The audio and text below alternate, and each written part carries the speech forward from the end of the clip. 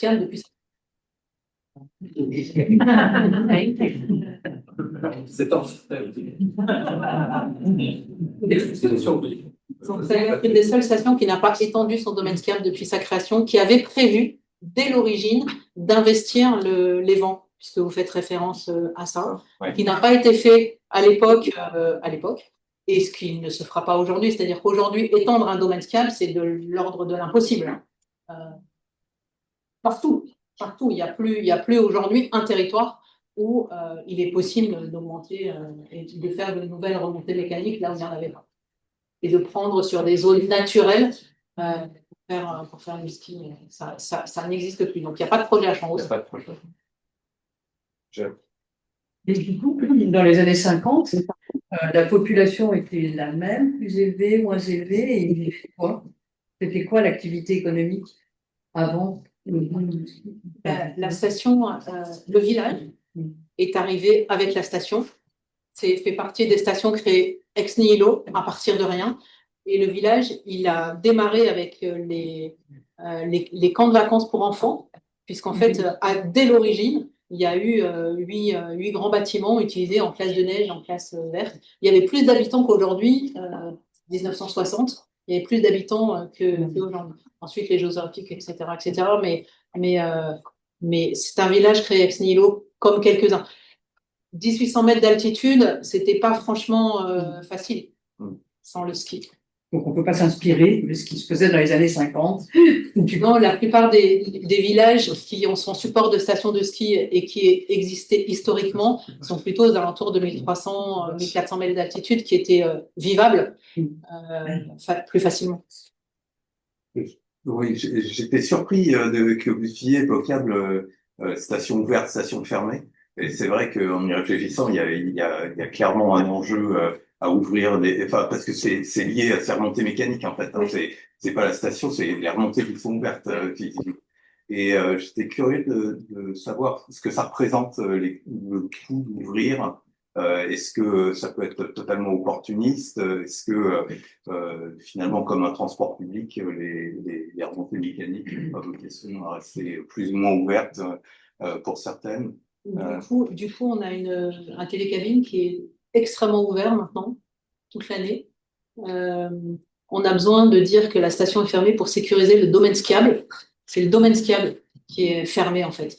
À partir du moment où il est fermé, les assurances, il n'y a plus de pisteurs pour assurer le... Oui, mais là, vous parliez en mai, il n'y avait pas de domaine skiable. Non, donc en mai, on a ouvert le télécabine. D'accord. Voilà. On a ouvert le télécabine et des activités, alors que on a ouvert l'office de tourisme, on a demandé à des restaurateurs d'être présents par exemple, le restaurateur de la Frate Champs-Hauts, qui d'habitude est fermé à cette époque-là, il est venu ouvrir son restaurant. Donc, on a effectivement eu une station d'accueil ouverte aux touristes à ce moment-là, alors que d'habitude, tout est fermé et il ne se passe pas grand-chose. C'est dommage. Je vous propose de prendre 2 dernières questions.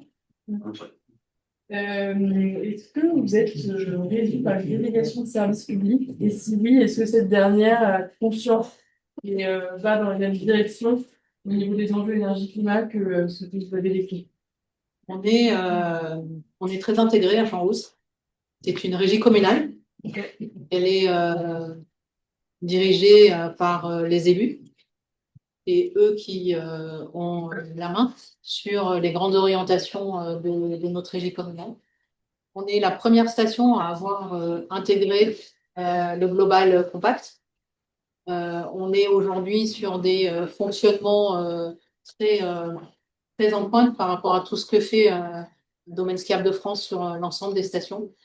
Donc aujourd'hui, on a une vraie volonté de travailler sur cet angle-là, sur cette piste-là, et c'est une volonté municipale.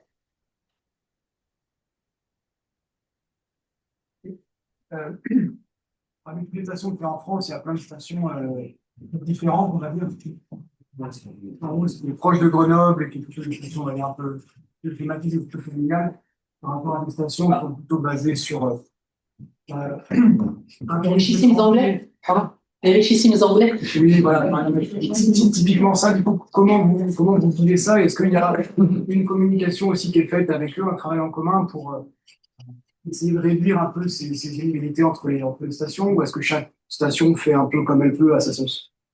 Il y a une association, une association des maires des stations de montagne, avec laquelle on échange beaucoup sur les visions des différentes stations, mais il n'en reste pas moins que chaque station a ses enjeux, ses problématiques, ses difficultés, ses opportunités, et que chacune essaye de les valoriser au mieux de ce qu'elle considère comme étant le mieux pour sa station. Merci beaucoup. On clôture là cette première salle de questions. Merci beaucoup, Brigitte.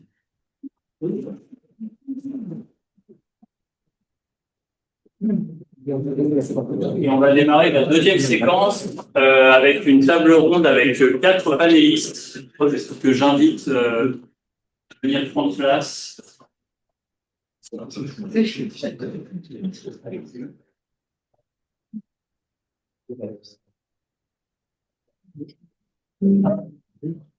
Et à distance, on ne vous suit pas. On a noté vos questions, on les posera dans le deuxième temps.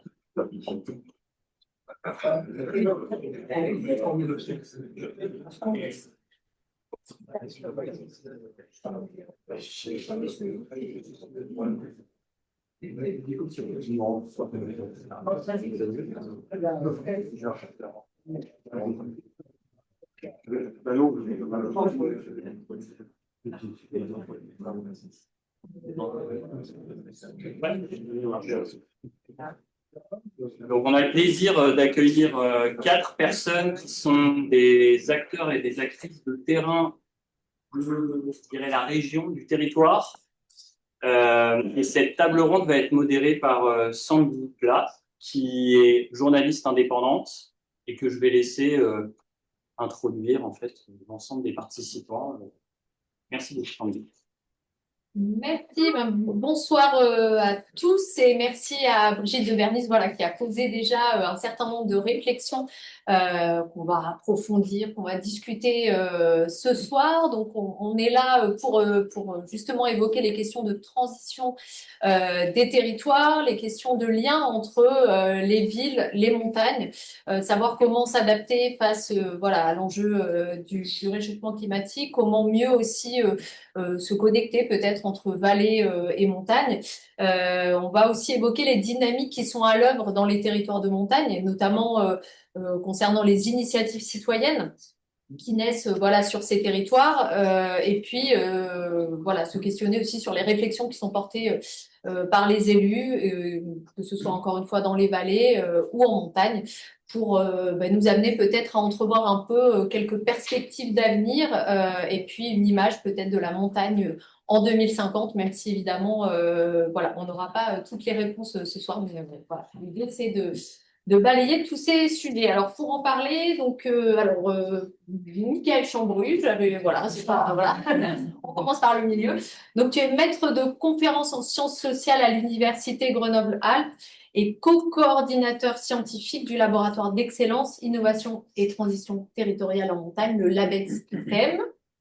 Alexandre Mignotte, responsable de l'unité territoire de nature et de montagne à Grenoble-Alpes Métropole, et César Gauti, donc tu es président de l'association La Morte Vivant, qui est particulièrement investi voilà, dans le projet de transition du village de la Morte et de la station de l'Alpe du Grand Sèvre. Voilà, alors peut-être pour commencer un premier tour de table, chacun votre tour sur peut-être un regard que vous posez sur les enjeux qui émergent depuis un certain nombre d'années, mais qui existent aujourd'hui, voilà, quand on parle de territoire de montagne, de vallée.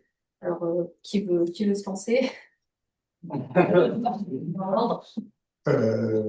la mort vivante, du coup, c'est pas une blague d'Halloween, hein, c'est parce que le village sert de support à la station de l'Alpe du Grand, ça s'appelle la Morte. Et il y a un enjeu à ce que le village reste vivant malgré tous les enjeux qui se posent sur la station. Donc ça pose quand même plein de questions sur l'impact d'une station sur son village. J'ai oublié la question, mais rapidement, les enjeux qu'on voit sur la Morte, c'est qu'on est une station historique. Ça fait 87 ans, on est une station au col de la Morte. C'est une des premières du Dauphiné, historiquement.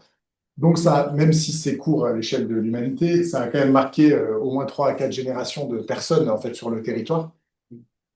Et aujourd'hui, l'impact de la station est colossal sur la vie économique du village et de la vallée de la Roazhon, qui va jusqu'à la Mure. Et donc aujourd'hui, on est très très très dépendant de la vie de cette station, de son activité, etc. Sauf que tout le monde le sait ici, je pense, les activités des stations de ski, enfin, des stations de montagne sont très basées sur le ski et donc sur une ressource naturelle qui est la neige, qui est une ressource qui est de plus en plus problématique en termes de prévision, de quantité, etc. Donc on a un modèle économique pour ces stations de moyenne montagne qui est de plus en plus problématique à trouver. Donc ça pèse lourd sur les finances de certaines collectivités. Et ça met à risque l'activité de la station. Je vais à l'arrache. Et donc aujourd'hui, on a une problématique, c'est qu'on a un risque de fermeture accrue. Nous, ça se répète chaque année avec on est fermé, finalement on est ouvert, on est fermé, finalement on est ouvert, qui fait peser un risque sur toute la vie du village. Aujourd'hui, il y a 200 emplois l'hiver pendant 3 mois concernés par la station. Alors, pas que les remontées mécaniques. Les remontées mécaniques, c'est 35 personnes. L'ESF, c'est 30 personnes. Après, le reste, c'est des personnes qui bossent dans les colonies de vacances, dans les restaurants, chez les loueurs, etc. On a un village de 139 habitants. La vallée, c'est 450 habitants. Il y a 200 emplois concernés. Et bien souvent, il y a plein de gens qui disent « Ouais, mais c'est 3 mois dans l'année, c'est rien. Les gens peuvent faire autre chose. » Oui, mais c'est 50 à 70% du revenu d'une personne, en fait. C'est 3 mois. Donc, je mets au défi beaucoup de gens dans la salle d'arriver à vivre avec 50 à 70% de ses revenus en moins sur l'année. En fait, ça change tout. Donc, l'enjeu aujourd'hui, il n'est pas de dire est-ce qu'il faut sortir de la dépendance à la neige, etc. Ça, bien sûr qu'il faut en sortir. Mais à quel prix et comment c'est la grosse problématique aujourd'hui. Donc, comment on accompagne ces territoires et le deuxième sujet, au-delà de ces territoires, du coup, qui doivent s'adapter, qui doivent se transformer en profondeur, etc., c'est aussi quel rôle peuvent jouer, et je pense que c'est la question un peu centrale, quel rôle vont jouer ces territoires demain? Et qu'est-ce que ça veut dire de perdre aujourd'hui ces stations qui ont des professionnels capables de faire découvrir la montagne, des capacités d'accueil, d'hébergement, etc. Si on perd ces territoires, demain, et déjà aujourd'hui, l'été, en fait, on en a besoin. Et donc, qu'est-ce que ça veut dire pour notre société de ne plus avoir cet accès facilité à la moyenne montagne, ouvert à toutes et tous voilà, juste, je pose une question pour démarrer un petit peu. C'est ça qui va nous animer derrière, en fait, cette question-là. Alors, Alexandre, peut-être du coup, la côté vallée pour les enjeux. Oui, alors je vais peut-être, j'avais préparé quelques visuels. Peut-être déjà, bonsoir à toutes et tous, tout d'abord. Voilà, juste rappeler que la question ville-montagne, alors évidemment, il y a la question du lien. On met souvent les massifs et en premier lieu, Chartreuse, Vercors, Beldon, hors de la métropole. Je rappelle juste qu'ils sont fortement dans la métropole, que le point culminant de la métropole est quand même à quasiment 2200 mètres au niveau des Deux Sœurs sur la commune du Gard dans le Vercors, et oui, pas à Chamchaude, même si tout le monde pense que c'est Chamchaude. Donc on a quand même une métropole qui s'étage entre 200, 300 mètres et plus de 2000 mètres, avec effectivement les 2 tiers de ces communes classées montagne au titre de la loi montagne, avec des caractéristiques particulièrement montagnardes, rurales, montagnardes, beaucoup de petites communes. Donc voilà, signaler simplement que ce territoire qu'on identifie essentiellement comme un territoire urbain, et c'est vrai, il produit il a des fonctions urbaines particulièrement marquées, c'est aussi un territoire où la montagne est très présente, avec toutes ces difficultés et tous ces handicaps. Et cette imbrication ville-montagne, elle est présente depuis depuis les premières implantations humaines. Juste, je vous avais mis quelques images aussi pour vous rappeler en quoi l'histoire et le présent et peut-être l'avenir de ce territoire est basé sur son lien à la montagne. J'avais juste mis quelques images. Je vous rappelle que dès le XIIe siècle, on faisait flotter du bois qui venait des vallées savoyardes, du Vercors, de la Chartreuse, sur l'Isère, avec des passages de plusieurs centaines de radeaux par jour en aval de Grenoble et un peu moins en amont de Grenoble. Et l'Isère était navigable, elle est sortie des voies navigables de France en 1957, mais on a fait circuler du bois qui venait donc des massifs alentours, qui étaient beaucoup plus exploités que maintenant, pour du bois d'œuvre, pour les besoins industriels, de la révolution industrielle, de manière très importante au XVIIe, XVIIIe, XIXe. Évidemment, l'invention du ciment et les forts besoins, l'accès à la ressource. Donc, on a besoin de terres calcaires, argileuses, très présentes sur les contreforts, Vercors, Chartreuse, d'où l'implantation d'usines et de la famille Vicat avec l'usine à Vif. Il y a quelques reliquats d'ailleurs, ce qui s'appelle les fours biberons, que vous pouvez trouver en forêt, qui sont très intéressants à regarder. Et là encore, il y a une ressource située en montagne. La ganterie, bien évidemment, du gant de chevreau, présent sur les alpages, sur les pentes.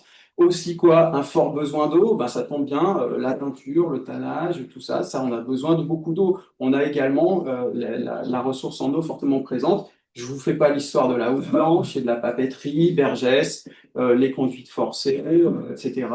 Puis l'explosion industrielle. Je vous incite à parler des Jeux Olympiques, évidemment. Et puis, je vous ai mis une image de la laiterie de Villars, parce que le bleu du Vercors Sassenage, et ben, en fait, les contraintes climatiques et topographiques faisaient que les éleveurs du Vercors ne pouvaient pas transporter facilement le lait, donc ils le transformaient en fromage. Et le seigneur de Sassenage, propriétaire des paroisses des Quatre Montagnes, se faisait payer en impôts par du bleu du Vercors Sassenage, parce que c'était le Vercors Sassenage. Donc, il y a toujours eu sur ce territoire une imbrication ville-montagne. Et je voulais juste faire un petit peu ce rappel pour, non pas pour vous jouer un couplet du c'était mieux avant, etc.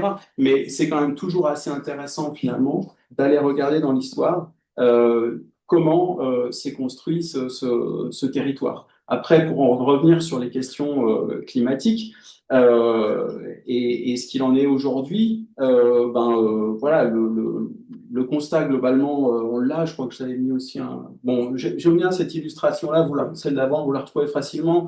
Elle a été faite par les collègues du parc du Mercantour, il y en a plein d'autres. Voilà, où, globalement, on vous dit qu'est-ce qui se passe et un peu comment ça se casse la gueule dans tous les sens, si vous me permettez cette grivoiserie, que je ne détaille pas et que nous, on développe, et c'est l'illustration d'après, sur ce tableau un peu synthétique avec les principales aléas climatiques. Ça, c'est un petit peu ce à quoi on s'attend sur le territoire de manière schématique. Donc, voilà, des travaux qu'on fait avec l'ADEME et tout un tas d'autres acteurs dans le cadre du plan climat. Moi, ce qui m'intéresse particulièrement, et ce sur quoi on travaille tout du moins avec, au sein de mon unité, ça va être principalement les questions agricoles, forestières et de biodiversité. C'est pour ça que je ne vais pas rivaliser avec l'activité touristique, enfin en tout cas pas aujourd'hui, certainement pas demain, peut-être un jour, mais pas pour l'instant.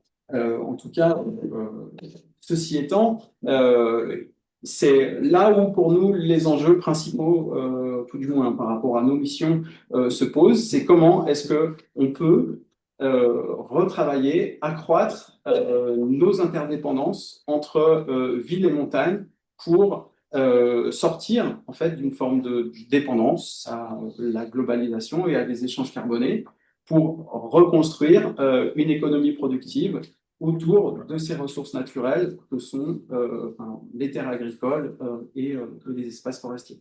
Donc c'est essentiellement sur ces aspects-là qu'on travaille, que je ne développe pas tout de suite pour c'est la parole à Mickaël.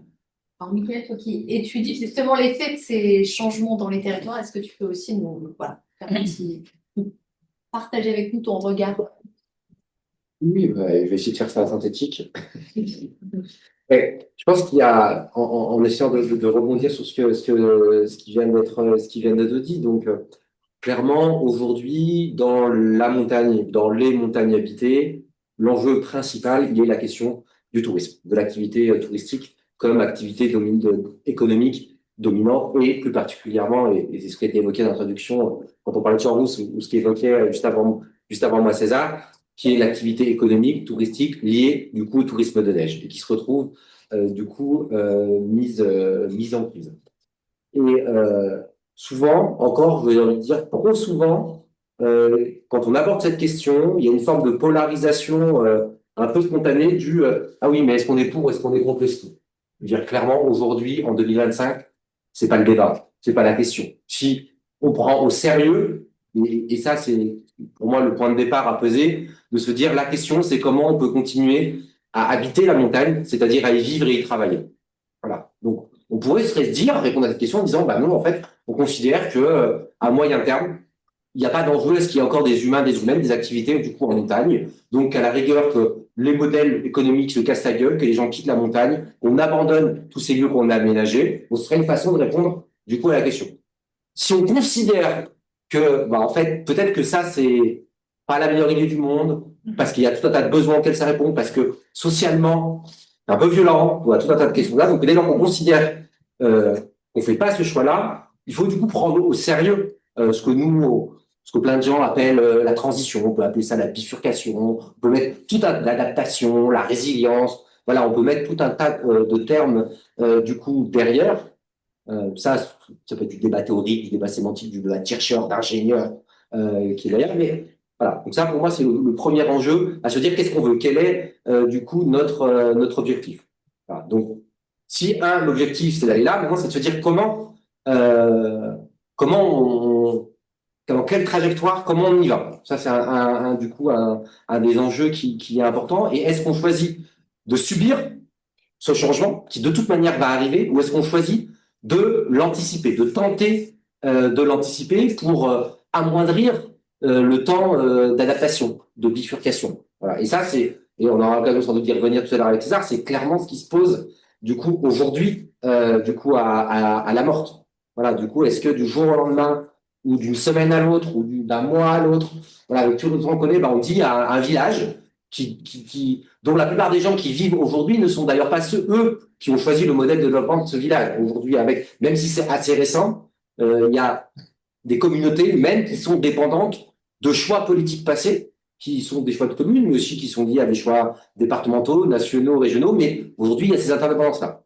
Donc, ça, c'est le truc qui est important. Donc, comment on l'anticipe? Et c'est là où ça peut faire le lien avec ce qui a été évoqué aussi avec la métropole et comment on tisse de nouveaux liens. C'est qu'à un moment donné, il va falloir imaginer des solutions de remplacement. Qu'est-ce qu'on peut faire, du coup, autrement? Et dans tout ça, malheureusement, on n'a pas de solution miracle. On n'a pas de solution toute faite qui permet de se dire, bon, en fait, mais t'inquiète, César, à la mort, à Champs-Rousse, on va arriver, on a une méthode, on va trouver la solution, on va remplacer. C'est faux. Ça ne marche pas. Tout ce qui est, et je pense que les ordres de grandeur qui étaient donnés quand on entend des fois parler de la diversification touristique comme solution, comme s'il suffirait juste de mettre d'autres activités récréatives l'été ou hors saison permettraient de générer un même chiffre d'affaires. Bon, je trouve les ordres de grandeur donnés tout à l'heure sur Champs-Rousse, qui sont globalement les autres temps de grandeur qu'on trouve un peu partout, ils montrent bien que on va pas avoir, même y compris d'un point de vue touristique, un changement, une substitution qui va permettre. Donc, ça invite à changer de paradigme, à essayer d'inventer, de trouver du coup de nouvelles perspectives. Et juste pour finir, et peut-être ça pourra lancer du coup la discussion, ça amène pour moi à un autre enjeu, alors qui est d'autant plus important dans les territoires où il y avait des communes, où il y avait des villages existants avant des stations de sport d'hiver, c'est comment on saisit ces territoires plus uniquement comme une destination touristique, c'est-à-dire comme un endroit dans lequel on doit faire venir le plus possible de personnes qu'on appelle touristes, même si on est tous les touristes les uns des autres à un moment donné. Mais voilà, donc d'où l'attractivité est basée là-dessus et comment on transforme la destination de ces territoires. Et c'est là où, pour moi, il y a un lien très fort entre le haut et le bas, entre les vallées, les métropoles, comment on retisse de nouveaux liens de solidarité, comment on essaye d'être innovant pour réimaginer de nouvelles façons du coup d'interagir entre le bas et le haut, comme d'une certaine manière on l'a toujours fait, on a été capable de le faire. Ouais, je Alors, César, justement, à la morte, voilà, vous êtes au cœur du sujet sur la transition et ce qu'on invente après. Est-ce que tu peux nous expliquer un peu, voilà, comment aujourd'hui, avec l'association, mais avec aussi les habitants, les élus, voilà, vous réfléchissez à tous ces sujets, vous vous projetez une transition. Donc nous, l'association La Mort Vivante, elle s'est créée pour soutenir, il y a 2 ans de ça, les travaux qui étaient engagés par la communauté de communes pour trouver une solution d'adaptation, de réhabilitation du domaine, etc. En faisant le constat que j'ai partagé au début, c'est-à-dire aujourd'hui, on est dépendant de ça, donc si on veut que la transition soit un minimum juste socialement, On ne peut pas tout arrêter d'un coup et se dire derrière, qu'est-ce qu'on fait, quoi. Donc, on se constitue pour ça, à la fois pour que les habitants se saisissent de ce projet de réhabilitation, mais aussi pour le compléter, parce que ce que tu dis est assez symptomatique. C'est que nous, quand on découvre ce projet à 24 millions d'euros sur lequel la communauté de communes travaille et cherche des cofinancements, son nom, c'est Alpes du Grand Serre, destination 4 Donc nous, en tant qu'habitants, on se dit tout de suite, si on veut parler de transition, il y a quand même un sujet, c'est-à-dire qu'on n'est pas qu'une destination, et tout l'enjeu, c'est aussi comment on vit en fait sur ces territoires, comment on en fait des villages à vivre à l'année, pour aussi développer une économie résidentielle, etc., et sortir petit à petit de sa dépendance au tourisme. Le deuxième point, c'était de se dire comment est-ce qu'on implique les habitants pour qu'ils se sentent porteurs de cette transition et que ça arrête d'être une injonction énorme qui leur tombe dessus et qui crée plus de rejet qu'autre chose. Pour l'anecdote, moi, ce que j'ai déjà entendu à la morte, c'est que en fait, la problématique aujourd'hui, c'est la faute des écolos, quoi. Donc, a priori, il n'y a pas d'écolos à la morte, il n'y en a pas à la Comcom, il n'y en a pas au département, il n'y en a pas à la région, il n'y en a pas. Voilà, on les a gardés en bas. Non, mais c'est pour dire, c'est comme si un médecin vous dit que vous avez un cancer et du coup, c'est la faute du médecin, quoi. Il y a un sujet à traiter, mais ça, ce qui est symptomatique et ce que ça montre derrière, c'est qu'aujourd'hui, c'est vécu comme une contrainte. On a des gens là-haut qui ne savent pas comment faire parce qu'il n'y a pas de modèle, il y a tout à inventer en fait, il n'y a pas d'accompagnement, il n'y a pas de plan aujourd'hui national, régional, départemental pour accompagner ces territoires avec des vrais moyens. Et donc, on a des personnes qui sont quand même très démunies et à qui on dit régulièrement, en fait, tu vas fermer en fait. Donc, ton activité va se terminer. Les gens me disent, mais comment on va payer les crédits, comment on va remplir le frigo, etc. Enfin, c'est ça les questions aujourd'hui là-haut. Donc, il y a tout un enjeu à faire en sorte de travailler avec les populations locales pour qu'elles trouvent des solutions à ces problématiques-là et qu'elles embarquent dans ce sujet. Donc, nous, on s'est vraiment basé sur des principes de l'éducation populaire et du community organizing. La question, c'est comment on donne du pouvoir d'agir aux habitants et aux acteurs économiques et aux collectivités locales qui sont aussi très seules face à ces problématiques-là. Et comment on travaille ensemble ce sujet-là, avec un deuxième point qui est fort et qui vient de l'économie sociale et solidaire, c'est qu'on va devoir gérer de la décroissance. C'est ce que tu as un peu dit en filigrane tout à l'heure. C'est clair et net, en fait. Sur ces territoires, on va devoir gérer de la décroissance. Alors, on a certains territoires qui ont aujourd'hui de plus en plus de fréquentation, mais ça ne va pas forcément durer. Donc, pour ces acteurs-là, c'est encore plus compliqué. J'en discutais aussi avec Saint-Gervais il n'y a pas longtemps. Il nous dit, en fait, nous, le ski n'a jamais autant marché, quoi. Et en fait, il faut transformer. Sauf qu'on n'a jamais gagné autant d'argent avec le ski. Donc, c'est problématique. Je suis en train de me perdre. On a un enjeu à gérer, pardon, de la décroissance et donc de s'appuyer sur des outils de coopération, de mutualisation, d'association, des outils de l'économie sociale et solidaire. Parce que si on veut que ces territoires restent vivables, qu'il y ait encore une activité économique qui puisse se développer, etc., il va falloir faire avec moins de ressources. Donc, il va falloir mutualiser, etc. Voilà, je me suis perdu, ça y est. Alors, sur ce que vous travaillez, justement, les réflexions qui sont portées, comment, voilà, au-delà du tourisme.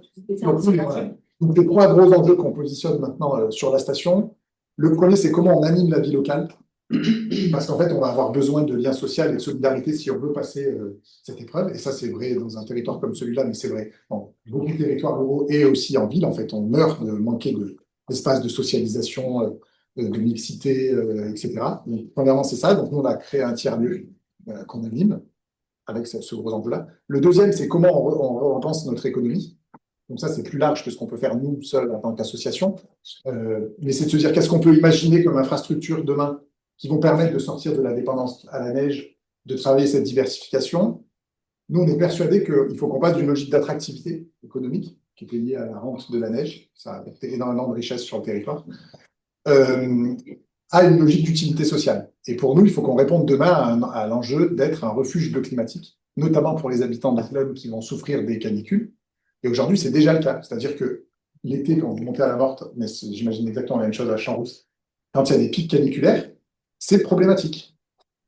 Certains parlent de surfréquentation, je mettrai des guillemets parce qu'on ne sait pas ce que ça veut dire la surfréquentation aujourd'hui. Mais la réalité, c'est qu'aujourd'hui, on a du mal à gérer ces flux. On sait très bien gérer des dizaines de milliers de visiteurs. Quand c'est des campeurs qui débarquent, on ne sait pas comment faire, quoi. Quand c'est des randonneurs, on ne sait pas comment faire. Ça ne crée pas forcément d'économie sur le village. Donc, en fait, ça crée des nuisances. Je mets des gros guillemets. Mais là-haut, on a des moniteurs qui sont hyper engagés dans la sauvegarde de la station. Parce que l'hiver, ils sont moniteurs, l'été, ils sont agriculteurs, et ils disent l'été, j'ai envie de sortir le fusil et tirer sur les gens qui campent dans mon champ. Non, mais c'est ça le sujet. À la frais, la réponse au problème de surfréquentation, c'est notamment de mettre de la police municipale et de vouloir arrêter les lignes de bus pour éviter que la faune grenobloise monte. Non, mais donc si on veut demain gérer du lien social, éviter le racisme, éviter ces problématiques-là, il va falloir que ces territoires soient en capacité d'accueillir. Et donc, quelle économie on développe autour de ça pour qu'on puisse accueillir et on puisse en vivre là-haut et que ce ne soit pas un problème. Aujourd'hui, on nous demande de ne pas communiquer sur les activités estivales parce qu'on ne veut pas qu'il y ait trop de monde qui monte en période de pic caniculaire. Non, mais. Et on ne va pas fermer la route, hein. Les Grenoblois continueront de monter. Et moi, je travaille à l'université. Quand il fait 36 degrés dans le bureau pendant 10 jours à cause d'une canicule, je suis content de remonter le soir chez moi. Et en fait, on ne fermera pas la route. Donc, voilà, il y a tous ces enjeux-là. Et ensuite, il y a toute la question de travailler sur une transition systémique du territoire. Et donc, dans une logique il y a le réchauffement climatique, il y a une baisse des ressources, etc. Donc, comment on travaille l'accès au logement, comment on travaille en rénovant les studios, etc. Comment on travaille la mobilité douce, comment on travaille l'autonomie alimentaire, l'autonomie énergétique, etc. Parce que les stations sont des enfants de l'anthropocène. Aujourd'hui, si on n'a pas d'énergie à foison, on ne peut pas vivre dans ces montagnes. Donc, il va falloir réinventer aussi cette vie-là demain si on veut être un peu robuste. Alors, la Morte ne fait pas partie de la métropole, mais pour autant, les liens qui peuvent se faire, alors tu parlais de refuges bioclimatiques, voilà, en lien avec les canicules qui vont s'accroître en année. Est-ce qu'il y a des choses à imaginer de ce point de vue-là sur des liens plus, voilà, à développer? Certainement, mais je suis désolé, je vais être très techno-administratif, même si parfois ça peut paraître beauté en touche, mais dans la réalité des faits, ça ne l'est pas. C'est que la métropole n'est pas le département, nous n'avons pas de clause de compétence générale et notre capacité d'action est limitée à notre périmètre géographique et à nos statuts qui définissent nos compétences. Et en fait, si moi je trouve que ce que fait César à la Morte et la commune de la Morte, c'est super et que on en discutait il n'y a pas très longtemps, par exemple, il veut réinstaller ou installer un magasin de vente à la ferme qui va vendre des produits d'agriculteurs de la Morte, ben, je ne peux pas. Je ne peux pas y mettre de l'argent. Parce que le contrôle de légalité, la préfecture, l'État va me dire, désolé les petits gars, au regard de vos statuts, vous ne pouvez pas dépenser le moindre euro en dehors de votre cadre légal d'intervention.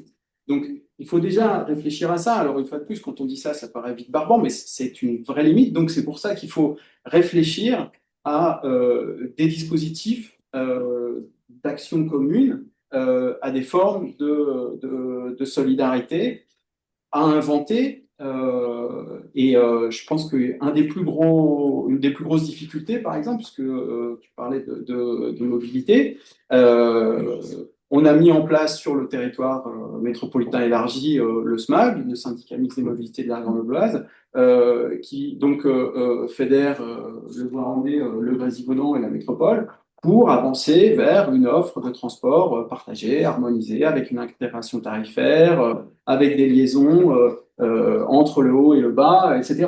Moi, c'est pas moi, en plus, je ne pose pas au SMAG globalement sur la question des transports, même si je ne connais pas complètement rien, mais voilà, est-ce que la Matésine est intéressée pour mettre un doigt dans le SMAG d'une manière ou d'une autre? La communauté de communes du Massif du Vercors y réfléchit. Je sais que le président du SMAG et le président de la CCMB discutent sur des formes d'adhésion variable, peut-être que sur des enjeux de mobilité douce ou de choses comme ça. Donc voilà, il faut regarder quels sont les instruments législatifs, réglementaux, qui nous permettent en fait de créer de l'action commune. Parce que effectivement, pour rester sur la question de la mobilité sur ces questions de transition de mobilité, on a quand même 3 défis d'investissement majeurs de la décarbonation de nos systèmes de transport.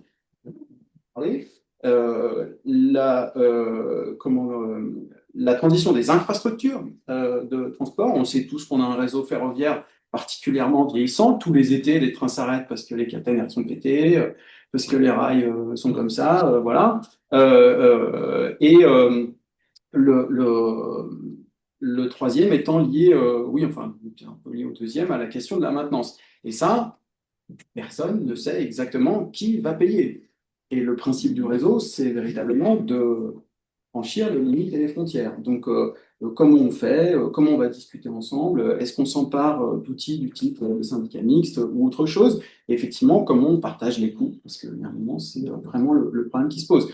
Pour revenir sur quelque chose que je connais un petit peu mieux, et sur ces questions agricoles et forestières, on est bien sur des questions de renforcement de complémentarité entre la métropole et les territoires voisins. Voilà, je vous ai mis là aussi ces deux cartes-là. Donc ça, c'est des cartes qui sont établies à l'échelle de ce qu'on appelle le PIT, c'est-à-dire le projet alimentaire interterritorial.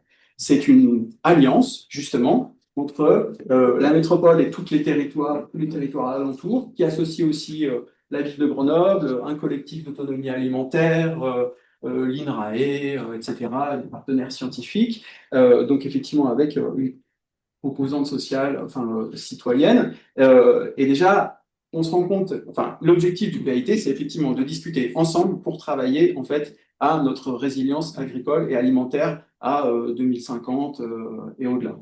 Donc on se rend déjà compte là avec la carte de gauche qu'on est quand même sur un territoire avec une grande diversité d'espaces naturels, agricoles et forestiers, et une grande importance. Et ça, c'est une vraie chance, effectivement. C'est ce qui nous permet, comme le dit César, quand il fait trop chaud en bas, de monter, puisque notre meilleur climatiseur, c'est quand même la forêt, la végétation, surtout quand elle est en pente, parce qu'en plus, quand on monte, il fait plus frais.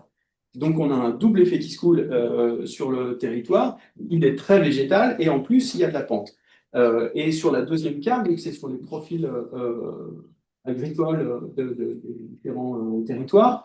On est aussi sur des profils agricoles extrêmement variés. Et là encore, c'est une grande chance pour notre résilience agricole et alimentaire d'avoir cette grande diversité. Vous êtes dans la bourse, vous n'avez pas la même carte. Voilà. Donc, ça, c'est véritablement ce qu'on cherche à préserver, ce qu'on cherche à conserver. Et dans le cadre de cette alliance, de ce projet alimentaire interterritoire, l'idée, c'est, on va chercher des sous ensemble pour conserver cette diversité agricole, paysagère, pour préserver du foncier, pour mettre en place aussi, pour travailler plus en lien avec nos collègues de l'urbanisme et de la planification pour la mise en place du zéro artificialisation net, pour renforcer les filières locales, pour voir comment est-ce que justement on partage les coûts pour maintenir des outils de transformation essentiels que sont l'abattoir du Fentanyl par exemple, ou le marché d'intérêt national, puisque vous pouvez, il faut bien trouver des outils de transformation et de valorisation. Voilà, donc c'est là où, peut-être je m'arrêterai là, c'est-à-dire qu'on arrive à trouver, on a la même chose sur la forêt, territoriale forêt, à peu près sur le même périmètre, on arrive à créer des formes de solidarité avec des assises juridico-réglementaires qui nous permettent de travailler en commun sur des enjeux forêt, agriculture, alimentation, biodive, on a du mal pour d'autres raisons. Et pas sur le tourisme. Voilà, pas sur le tourisme. Et je veux pas me lancer dans la philosophie politique, mais peut-être me voir celle-là plus loin, hein. Encore après, bon, Paul Deportes, on en parlera après. Celle-là aussi, peu importe. Voilà. Cette image-là, en fait, elle me fait penser à deux trucs. Vous l'avez certainement déjà vu, au-delà de votre interprétation personnelle de l'image. Deux choses qui pour moi sont assez fondamentales sur ce qui se passe aujourd'hui, c'est que d'une part, et ça c'est un garde des réserves naturelles des Aiguilles Rouges qui m'avait dit ça il y a longtemps, la montagne c'est pointu. C'est-à-dire que plus on monte, moins il y a de place. Et le problème c'est que plus ça va et plus on monte. Et plus on est nombreux à vouloir monter. Donc, plus on est nombreux à se mettre les uns sur les autres. Et plus on est nombreux à chercher les mêmes ressources. Et le problème même de la ressource, c'est que elle est par essence créatrice de conflits. Donc, quelque part, le conflit, c'est pas ça. C'est juste que plus il y a de conflits, il faut se parler. Or, on est plutôt dans les logiques où aujourd'hui, on ne se parle pas trop. On a même des lois, les fameuses lois engagement, qui ouvrent la porte, sans mauvais jeu de mots justement, aux propriétaires à fermer leur terrain. Et donc à ne plus parler avec la diversité de personnes qui vont chercher à aller au-dessus parce qu'on va de plus en plus haut. Et pour moi, ça c'est quand même un peu un gros enjeu. Et la deuxième chose que me raconte cette image, ça c'est par contre ce que me racontaient mes grands-parents agriculteurs, c'est qu'on est toujours chez quelqu'un. C'est cette idée d'AOC, d'appellation d'origine contrôlée, on est toujours chez quelqu'un, et ça revient à ce que disait tout à l'heure Roger de Bernis, c'est que la question du respect, et je retombe sur mes pattes par rapport au tourisme, c'est que, en fait, le tourisme est une activité particulièrement dérégulée, particulièrement libérale. Or, la montagne est une construction sociale, c'est un espace-temps millénaire extrêmement régulé. Le pastoralisme, qui est à l'origine de la majeure partie des paysages dont jouit le tourisme aujourd'hui, et je dis ça sans aucun jugement de valeur ni quoi que ce soit, en fait, est le produit d'activités sylvo-pastorales traditionnelles extrêmement régulées, avec des espaces de discussion générés dans les villages, voilà. Et on est aujourd'hui sur des confrontations de modèles qui font qu'on a des capacités uniques, une sorte d'histoire sociologique liée à des modes d'occupation de l'espace qui par eux-mêmes fonctionnaient sur des modes de régulation importants et à côté, de manière plus ou moins anarchique, particulièrement libérale et très récente. Ça a été dit, le ski, ça a 50, 60 ans, le tourisme dans les Alpes, ça a 150, 200 ans. Une confrontation, quelque part, de valeurs, de modèles. Et aujourd'hui, on se dit, comment on va concilier les deux? Et ben, en fait, voilà, c'est tout, on ne sait pas.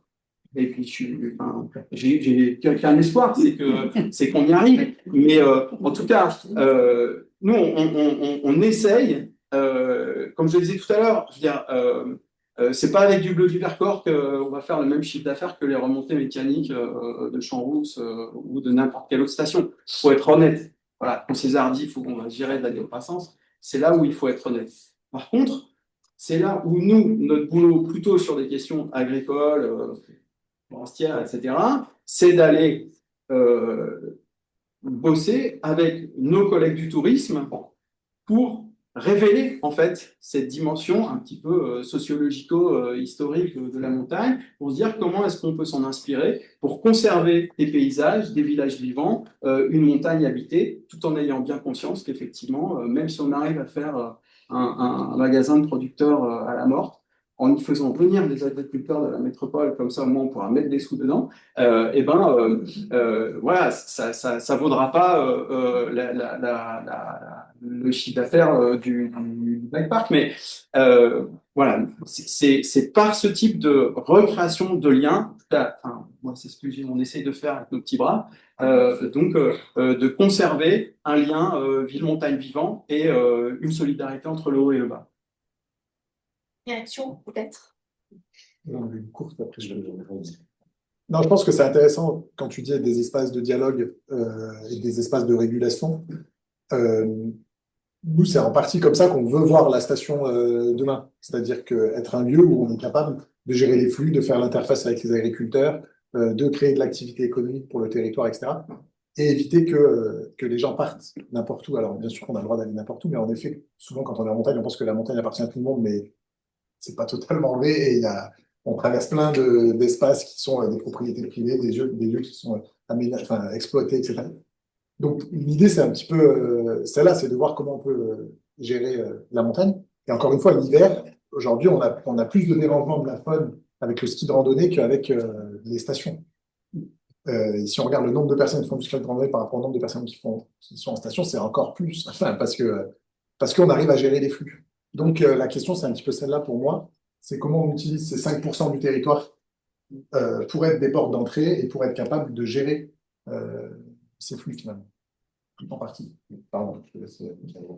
Bon, peut-être pour rebondir rapidement, pour moi, dans ce que vous venez de dire tous les deux, il y a un enjeu fort de démocratie. Si on dit le mot, alors peut-être pas très bien de dire qu'il y a des enjeux de démocratie aujourd'hui dans la plus démocratique qu'on vit et qu'on traverse, mais ce qui se dit là aussi, et c'est une question plus globale qui dépasse, y compris la question de la montagne, c'est comment est-ce qu'on peut répondre aux crises écologiques sans répondre en même temps simultanément à la crise ou aux crises démocratiques. Donc comment les solutions de transition, d'adaptation, de bifurcation peuvent se mettre en place sans être mises en débat public, sans être discutées du coup collectivement. Et ça, c'est pour moi un des vrais enjeux aujourd'hui qu'on a et qui je trouve ressort pas mal dans ce que du coup vous discutez, parce qu'on va se retrouver à devoir concilier des changements, des ruptures que personne du coup n'est individuellement prêt à prendre, ou très peu. Et je pense que l'exemple de ce que tu prends là et qui fonctionne très bien, qui est entre, je sais pas si on faisait un sondage là dans la salle, qui fait du ski alpin, qui fait du ski de rando. Je pense qu'on a plus de skieurs de rando que de skieurs alpins, si la sociologie grenobloise est respectée. Si on vous dit, mais oui, mais attendez, parce que là, on l'a très très peu évoqué. Il y a quand même un enjeu aussi très fort qui est un d'enjeu écologique en montagne, d'enjeu de biodiversité, très fort. Si on prend au sérieux aussi, et qu'on pense tout ce qu'on discute de façon globale en prenant ces enjeux écologiques de biodiversité, toutes les pratiques récréatives, que ce soit la randonnée, le ski, le vélo, il faut les concentrer dans des lieux. Donc, du coup, si on prend ça au sérieux, bah, finalement, peut-être que bah, il faudrait que tous celles et ceux là qui font, et je m'inclus dedans, hein, dedans aussi, qui font du ski de rando, bah, faut qu'on se dise, bah, il va falloir qu'on renonce au ski de rando et il va falloir qu'on aille faire du ski à l'Alpe du Grand Fer. Ben, peut-être que collectivement, c'est le bon choix. Je dis pas que c'est ça, mais peut-être que collectivement, ce serait le bon choix. Mais individuellement, est-ce que c'est le choix qu'on a envie de faire? Voilà, alors, l'exemple est peut-être un tout petit peu tiré par les cheveux, mais il permet de remettre aussi cette tension entre des choix, du coup, individuels et des nécessaires choix, des choix collectifs à prendre. Et que les renoncements, parce que quand on parle pour mettre des mots aussi un peu plus clairs, mais quand on parle qu'il va y avoir une décroissance d'un chiffre d'affaires, une décroissance d'activité, ça veut dire que ça va se traduire par un certain nombre de renoncements. Et l'enjeu, c'est comment ce ne soit pas que des renoncements individuels subis par une partie de la population, c'est-à-dire qui sont socialement injustes, où on redistribue, où on amplifie les inégalités sociales. Parce que quand on raisonne concrètement, et dans les exemples de ce que disait César, par exemple, si on prend la mort, c'est ça qui se joue. Voilà. Et comment on essaye collectivement, si on se dit que justice sociale, démocratie, environnement sont des mots-clés qui font partie de nos valeurs ou qui ont un sens quand on parle de transition écologique, ben ça, il faut qu'on l'aborde globalement et il faut en débattre, il faut qu'on puisse du coup en discuter. Et juste pour finir, c'est aussi, moi, je trouve, un des apports qu'ont toutes les mobilisations associatives citoyennes, on met un peu le mot qu'on veut, qu'on voit émerger, qui prennent des formes différentes dans les territoires, alors soit en réaction à une fermeture, soit contre un projet d'aménagement. Mais aujourd'hui, il y a un fourmillement de mobilisation de ce type-là, et c'est et c'est une volonté voilà, de tenter, alors parfois maladroitement, parfois en n'ayant pas tous les enjeux, toutes les connaissances, mais d'essayer de se réapproprier et de remettre un peu en politique ces questions. Et ça, aujourd'hui, ça me semble fondamental. Bon, bah, transition toute trouvée avec voilà, effectivement, ma prochaine question sur les initiatives citoyennes, parce qu'il se passe beaucoup de choses dans ces territoires. On a parlé de la morte vivante, mais c'est vrai qu'on pourrait citer beaucoup d'autres collectifs citoyens qui, voilà, que ce soit à la Grave, dans le Vercors, en Chartreuse, qui se sont créés pour, alors, voilà, inventer un autre modèle, ou en tout cas réfléchir à ces questions de transition. Est-ce que c'est une nouvelle donne, ces collectifs? Comment on les accompagne? Comment on les considère? Enfin voilà, c'est une question qui se pose aujourd'hui. Moi, je serai très rapide sur le sujet. Premièrement, l'acteur public ne peut plus les éviter. Il ne peut pas, enfin voilà. En tout cas, sur ces territoires-là, il ne peut pas faire comme s'ils n'existaient pas. Parce que ils sont, comme tu le dis, constitués, efficaces, professionnalisés. Je sais pas à moi de juger le projet du Vercors et Tony Parker, mais en tout cas, sans Vercors citoyen, je pense que la décision du préfet coordinateur de Massif des Alpes n'aurait pas été la même. La mobilisation qu'ils ont réussi à générer sur l'enquête publique, à mon avis, n'a pas été la même sans le collectif. Donc, il est évident qu'on peut pas faire ça. Et, euh, et tant mieux. Voilà. Et deuxièmement, par rapport à ce que tu disais sur la question du renoncement. Moi, j'aime bien associer la question du renoncement au consentement, notamment en lien avec des travaux qui ont été faits sur le consentement à l'impôt. J'y reviens. L'importance des collectifs citoyens, c'est que, justement, parce qu'ils sont sur le territoire, ils aident à formaliser le à quoi je consens, c'est-à-dire à formaliser un horizon, un avenir, un futur. La difficulté souvent qu'on a sur ces questions de transition, pour reprendre le parallèle avec l'impôt et certains travaux, notamment sociologiques politiques qui ont été faits sur l'impôt, c'est que on accepte tous, on consent tous à renoncer à une partie de nos revenus pour payer quelque chose qu'on a en dur. Une école pour nos enfants, un hôpital, compassion pour les collègues de l'hôpital et de l'éducation nationale, mais quand même, quand vous êtes malade, etc., vous payez des routes, etc. Là, aujourd'hui, en fait, la difficulté qu'on a, c'est qu'on se dit il faudrait payer pour un truc, mais en fait, on ne sait pas quoi. On ne sait pas à quoi. Enfin, il faut renoncer à un modèle, il faut renoncer à du ski, mais on ne sait pas pourquoi, en fait. Et les collectifs citoyens aident, je trouve, à dessiner des avenirs que, par exemple, les pauvres technos comme moi, dans mon bureau, même si j'essaie d'y être le moins possible, voilà, ne feront pas aussi bien. Voilà. Donc, moi, il y a ces deux choses-là. D'une part, c'est une parole qu'on ne peut plus éviter de ne pas entendre, et d'autant plus pertinente qu'elle aide à formaliser les trajectoires, les horizons dont on a besoin pour justement opérer la bifurcation, pour consentir à regarder ailleurs et sortir d'un modèle ou aller voir un peu sur les marges. Alors, César, donc, le collectif citoyen inévitable, tu ne vas pas dire le contraire. Bien sûr. Non, mais en vrai, c'est questionnant. On s'est volontairement constitué pour pouvoir aussi peser selon comment la situation évolue.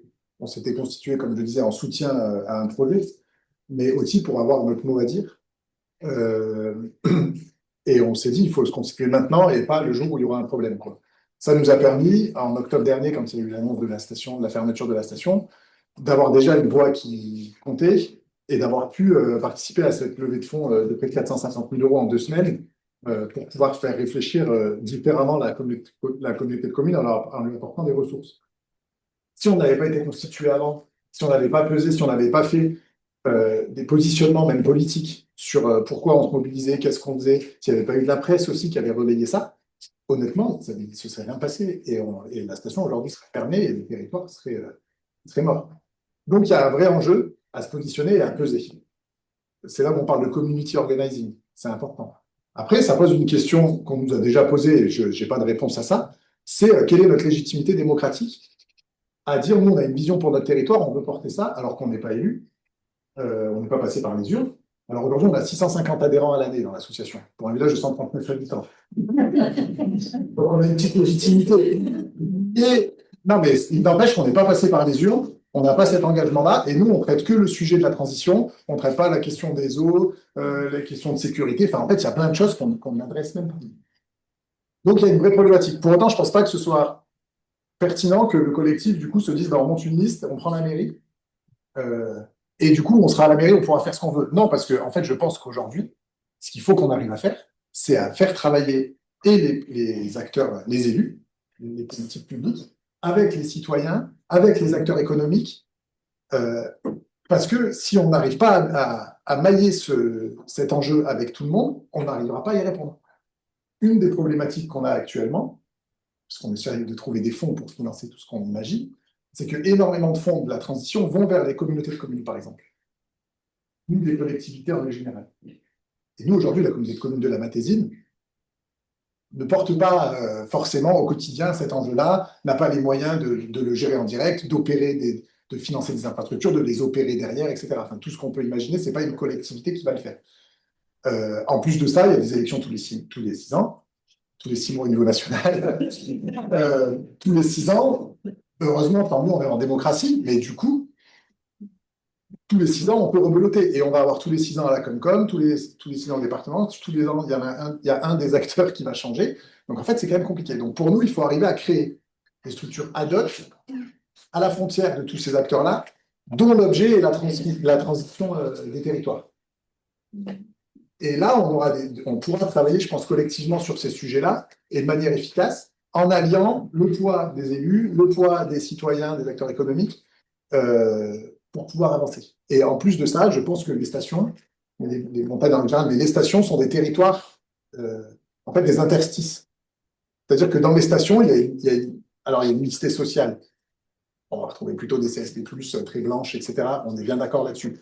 Mais il n'empêche que si vous comparez à la mixité sociale des villages à côté, vous prenez la vallée de l'Arvoisonne, entre la Morte, où il y a la station, où on a plein de gens de différents horizons qui sont là, et le village de la Val d'Ins, qui est à 10 minutes en dessous, où vous allez retrouver essentiellement des agriculteurs, des artisans, et très peu de mixité sociale, finalement.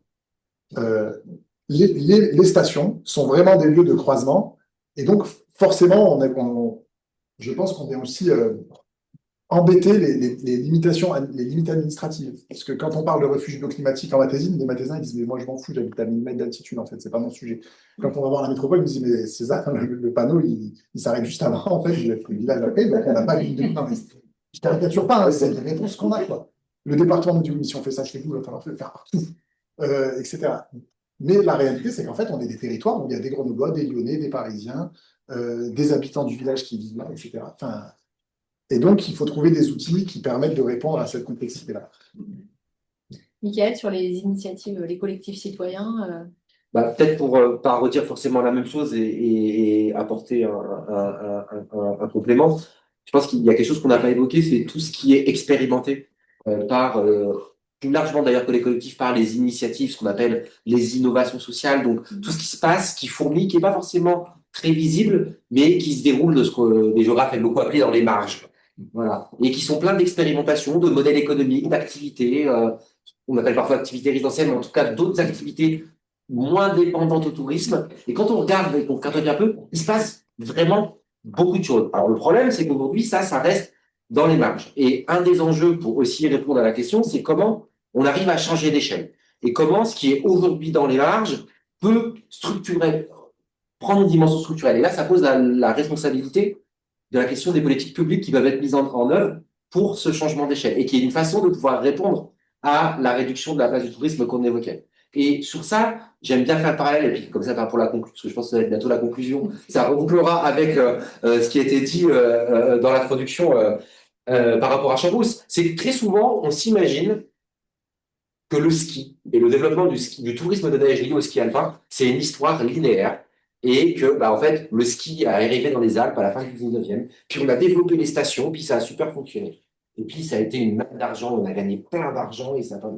L'histoire du ski alpin et du tourisme de neige, c'est pas ça. Et ça a été bien redit en disant, globalement, les stations, c'est les années 50, mais entre les années 50, où on commence à arriver à avoir un développement du modèle d'une station de ski qui fonctionne, et les premiers balbutiements à la fin du 19e, en fait, on a 50 ans, 60 ans, voire plus sur certains territoires, où ce qui est dans les marges de ces activités territoires, c'est le ski. C'est-à-dire le développement du début du ski, ce sont des petits entrepreneurs, des associations, le curé du village, le maire qui installe, bricole un téléski, utilise des câbles de l'agriculture, des forêts. On retrouve le lien qui était évoqué tout à l'heure. Et économiquement, ça ne marche jamais. Ça se casse la gueule, ça fonctionne pas, ou alors ça fonctionne à perte. Vous avez des gens qui sont des petits bourgeois, entrepreneurs, qui viennent parce qu'ils aiment le endroit, développent. Et ça va fonctionner économiquement qu'à partir du moment où la puissance publique, l'État, va venir mettre les moyens et va décider d'organiser, structurer. Et ça, c'est du coup aussi un enseignement de se dire, OK, on n'a pas la solution magique, maintenant, aujourd'hui. Par contre, on a le même fourmillement qu'on avait à l'époque où chacun bricolait son petit téléski et inventait sa nouvelle technique, sa nouvelle technologie de savoir lequel était le mieux, était là. Aujourd'hui, on l'a aujourd'hui dans nos marges. Donc ça peut être, si on veut avoir une façon un peu, pour conclure un peu positive sur comment faire, ça, je trouve que c'est un enseignement important à avoir. Et quand on dit aujourd'hui, et c'est à nouveau le même parallèle, ah oui, mais économiquement, ça ne marchera pas. Ça va être compliqué. Mais quand on replonge dans les rapports des services de l'État des années 20 et 30, parce que dès les années 20 et 30, on se dit, il y a peut-être un truc à faire avec le ski. Les rapports des services de l'État, ils disent tous, et ça, c'est les collègues historiens de la montagne qui bossent dessus, en allant époucher, en retrouvant des trucs, on ne peut pas développer le ski, ça ne marchera jamais économiquement. Les services de l'État dans les années 30, et on ne parle pas de développer le ski à l'Alpe du Grand Serre, on parle de gros modèles, et les services disent, ah non, mais là, il n'y aura jamais assez de neige, l'activité ne sera pas viable plus que 10 ans. Voilà. Et donc, les premiers rapports des inspecteurs, des ingénieurs d'État disent que ce n'est pas une bonne idée. Bon, bah, finalement, dans les années 50, on fait le pari, et si on raisonne de ce que ça a permis sur les 50, 60 dernières années, économiquement, je crois que ça a bien marché quand même. Voilà. Et ben, je trouve que ça, c'est aussi un enseignement intéressant sur qu'est-ce qu'on fera après. Et je trouve que parfois, on donne trop d'enjeux en se disant le nouveau modèle ou la nouvelle chose qu'on peut inventer doit être viable pour 150 ans ou 200 ans. Voilà. On peut être aussi un petit peu plus modeste, se dire, bon, bah, en fait, l'enjeu, on peut l'adresser sur 10 ans, 20 ans. Et si déjà on arrive à trouver là des solutions, c'est pas mal. On s'approche de la fin. En guise de conclusion, parce que le thème, c'était quand même la montagne 2050. Peut-être un dernier tour de table avec votre vision éclairante de la montagne 2050 en allez, 30 secondes, histoire de voilà, un petit de fin. Alexandre, ça t'inspire? Non, moi, je n'ai pas la prétention d'éclairer quiconque. Moi, je suis un apôtre de la diversité et du mix, donc pour moi, il n'y a pas d'avenir dans la spécialisation et l'hyperspécialisation. Et que... ouais, mais pas la diversification au sens, je rajoute une ligne à mon catalogue, c'est-à-dire retrouver une vraie diversité socio-économique, voilà, censurée. Il y a des choses qu'on ne fait pas à 1000 mètres ou à 1500 mètres, voilà. Mais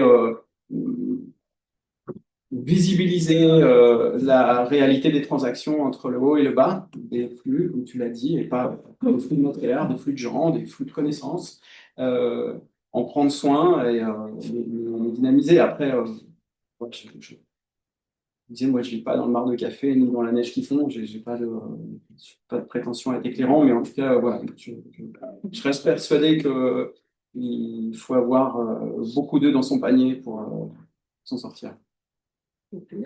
C'est ça? Non, je cherche une punchline depuis tout à l'heure, mais je ne pourrais pas, je crois. Non, nous, enfin, ce qu'on dit, notre enjeu, c'est d'être une montagne qui soit vivante. Et il y a des enjeux énormes, il y a les éboulements, enfin, en fait, ça dépasse même aujourd'hui l'activité économique. C'est comment on fait en sorte d'être une montagne vivante parce qu'on a un enjeu d'être accueillant. Et ça, je pense que c'est d'où on porte ça, en tout cas au niveau du collectif, c'est pas forcément le cas partout, hein, malheureusement pour vous, citadins. Non, mais on a la même chose parce que ces territoires restent accueillants. Ils se sont beaucoup développés sous une format de refuge, que ce soit dans les religions, enfin, à plein de moments, les gens sont partis en montagne. Donc, on a besoin que ces espaces-là soient accueillants parce qu'il y a des gens qui vont en avoir besoin. Et il faut qu'on soit une montagne préservée, dans le sens où on n'est pas les seuls à l'occuper. Il y a aussi toute la faune, la flore. C'est des espaces qui sont hypersensibles. Le réchauffement climatique, bah ouais, c'est pointu, tu le disais tout à l'heure, mais ça veut dire que les espèces, au bout d'un moment, elles remontent, mais il faut quand même qu'elles aient des espaces pour elles et ça va être compliqué pour tout le monde, les humains et les non-humains. Donc voilà, nous, le souhait qu'on pourrait imaginer, c'est qu'en 2050, on arrive à avoir des montagnes qui soient vivantes, accueillantes et préservées. Et le souhait, c'est que, en effet, on arrive à faire bouger par la marge avec une problématique qui est comment on arrive à être viable en fait, sur ces activités-là, parce que la grosse difficulté, je pense peut-être différemment aux années 70, c'est que l'argent public n'est pas à fond. Pour autant, il y a de l'argent, hein, toujours en période de croissance. Donc voilà, il y a un enjeu à ce qu'on arrive à ce que ce soit viable, parce qu'on ne peut pas compter, je pense, que sur l'argent public aujourd'hui. Mickaël, le mot de la fin. Tu m'appelles Chad, pourquoi j'ai réfléchi aussi. Non, mais c'est toujours la question pas évidente. Moi, je sais pas, je me dis, c'est dans 25 ans, c'est ça, oui, je me trompe pas. Oui, c'est ça. Donc j'aimerais bien qu'on puisse se retrouver dans cette amphi dans 25 ans, où on aura trouvé les solutions. Parce que je pense on trouvera des solutions. Non, moi, je suis pas trop inquiet sur le fait que les systèmes trouveront des solutions.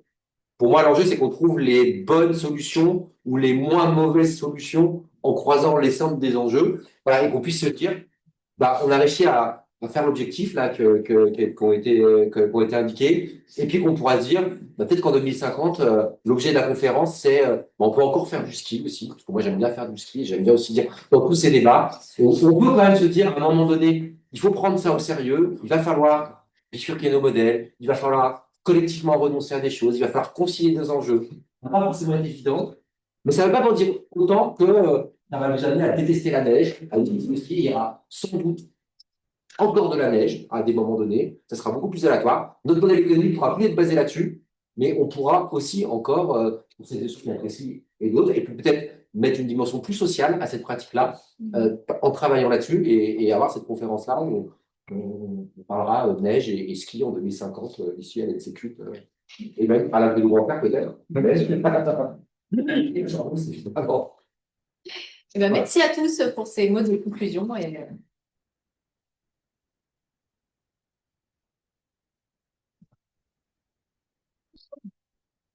Comme promis, à vos questions.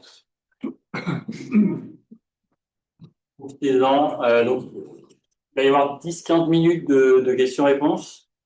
On aura ensuite un petit moment surprise de 15-20 minutes. Et ensuite, vous pourrez aller vous restaurer sur les tables dehors pendant une durée à peu près de 20. Et ce sera également l'occasion de poser des questions que vous n'aurez pas le temps de poser pendant les 15 prochaines minutes qui viennent. Ouais. On peut faire introduction sur le territoire des Innois avec effectivement un historique qui est un peu différent des époques industrielles. Sur le plateau de la Matésine, il y avait notamment est-ce qu'il y a un parallèle historique qui se fait et, ça représentait des milliers d'emplois qui ont complètement disparu aujourd'hui. Est-ce qu'on arrive à faire un parallèle de comment ça s'est passé à l'époque sans doute un peu moins bien en termes sociaux. Voilà. Est-ce qu'il y a un parallèle historique qui peut se faire à ce niveau-là sur des industries passées dans ces territoires-là? La Matésine, c'est pas un territoire avec une culture montagne, outdoor, etc. Très fort. Si on compare avec le Vercors, Beldon, Chartreuse, par exemple, il n'y a pas de parc naturel régional, il n'y a pas d'AOC, il n'y a pas d'OP, il n'y a pas tout ça. Donc oui, en fait, la culture matésine, c'est un territoire qui est plutôt renfermé sur lui, qui est à la marge du département et qui est une culture plutôt paysanne et ouvrière. Ça, c'est clair et net. Et les dernières mines en Matésine, elles ont fermé en 97. Il n'y a pas longtemps. Il y a encore 1 millier d'emplois en 97. Ils perdent aussi la maternité. On ferme les mines. Donc, un gros traumatisme. Alors, c'est un parallèle qui est souvent fait par les élus là-haut de dire on a réussi à se relever de la fermeture de la mine, on arrivera à se relever de la fermeture de la seule station du territoire. De la seule station du territoire de la Matésine. Alors oui, certainement. Pour autant, je pense que socialement, ça a été quand même dur et long. Enfin, je ne suis pas sûr qu'on puisse se souhaiter des catastrophes en ce moment. On a déjà traversé des catastrophes, ça va aller. Premièrement. Deuxièmement, au moment de la fermeture des mines, il y a Charbonnage de France derrière qui met des millions d'euros sur le territoire. Il y a des personnes qui partent à la retraite à 40 ans. Enfin, donc ça a été très dur socialement. Il y a eu un accompagnement sérieux qui a été fait, et ça a été lié aux luttes syndicales, etc. Ça n'a pas été gagné comme ça. Aujourd'hui, à la morte, quand on nous dit ça va fermer, si la SATA n'avait pas fait sa proposition là pour pouvoir réouvrir à ses frais et à ses risques le domaine, c'était fermé. Il n'y a aucun plan d'accompagnement. Il n'y a même pas un chiffrage aujourd'hui du coût économique et social de la fermeture.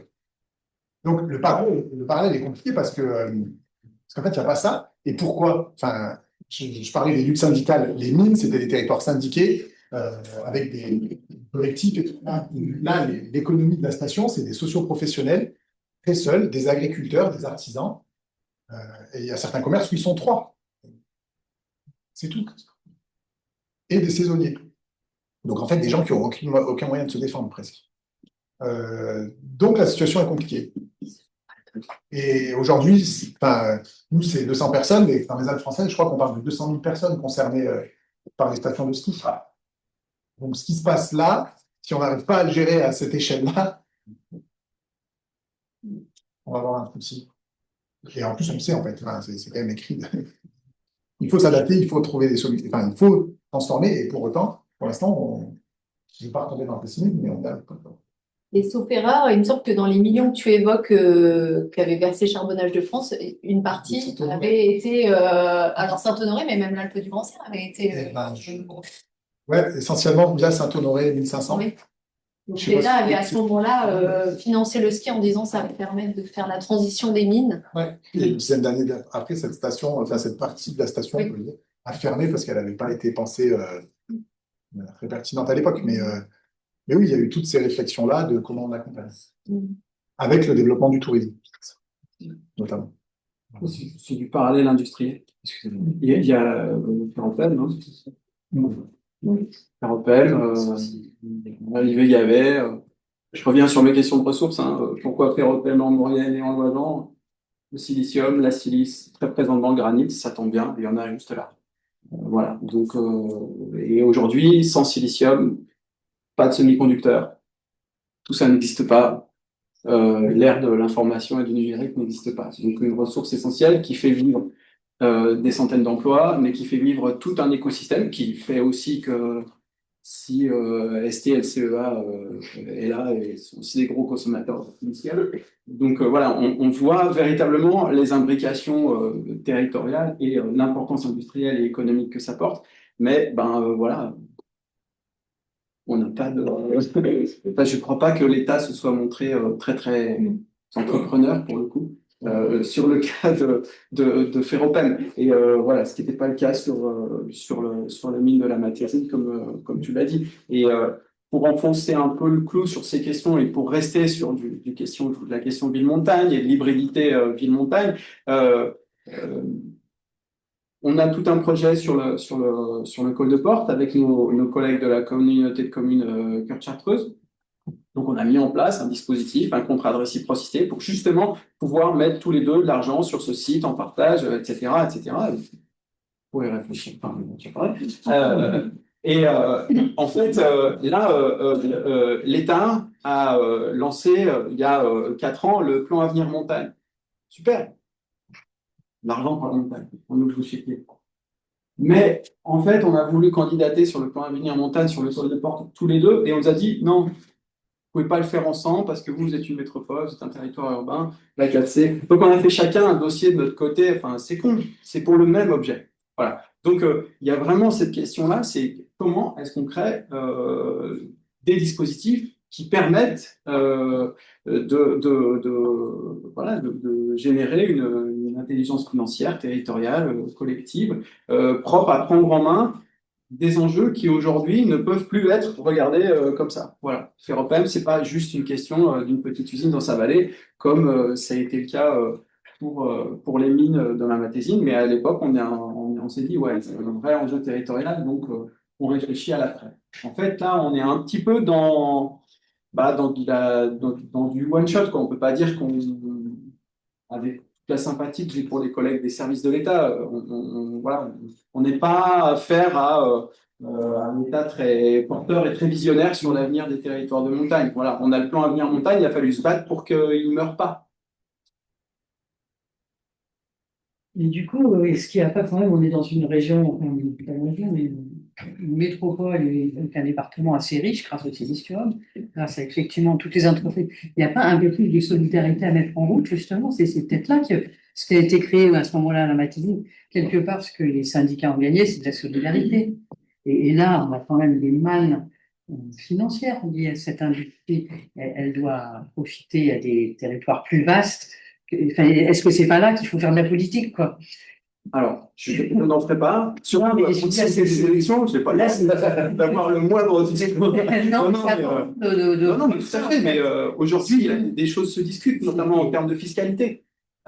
Comment est-ce qu'on peut avoir des mécanismes de redistribution pour générer de la fiscalité davantage au bénéfice des territoires? Voilà. Moi, dans le milieu de la montagne et des stations de ski, je pense qu'il y a quand même une prise de conscience assez forte, peut-être récente, mais forte, de nombreux acteurs. Et par exemple, Domaine Skiable de France, aujourd'hui, a créé une commission solidarité, justement pour réfléchir à comment est-ce que les domaines qui continuent de gagner de l'argent, les domaines d'altitude, etc., avec le ski, peuvent créer de la solidarité avec les plus petites stations qui sont en difficulté. Et aussi parce qu'en fait, ils ont des problèmes de flux. Il y a certaines stations où on réfléchit à mettre des quotas ou plus vendre de forfait journée parce qu'en fait, c'est trop compliqué à gérer. Donc, ils ont besoin de ces petits domaines. La présidence de cette commission est assurée par la SATA. donc l'opérateur de la vallée de l'Oisans, avec l'Alpe d'Huez, les deux Alpes et la Grave. Et c'est la SATA, je pense, qui veut aussi montrer que c'est possible, qui essaye de trouver des solutions aujourd'hui pour l'Alpe du cancer.